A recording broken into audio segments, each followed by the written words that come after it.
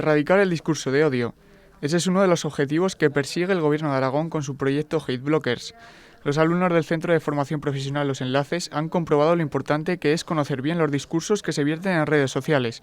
Aprender a separar los comentarios positivos de los que incitan al odio y la violencia gracias a un juego que emula al conocido Among Us. El juego sigue la dinámica del Among Us, que es un juego muy famoso entre los jóvenes, donde cada uno tiene que interpretar un personaje y no saben qué personaje les ha tocado a través de un sistema de cartas. Es un poco, en fin, el quiz del juego es pillar al que está haciendo de hater, que no lo dice, pero bueno, pues introduce bulos, mentiras, seduce, en fin, es un poco como el propio juego de las redes sociales.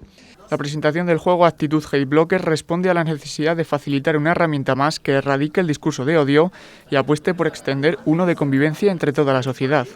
Creo que es muy importante que eduquemos a toda la sociedad en un discurso de la convivencia, en un discurso en el que lo que planteemos es la igualdad, los derechos de todas las personas.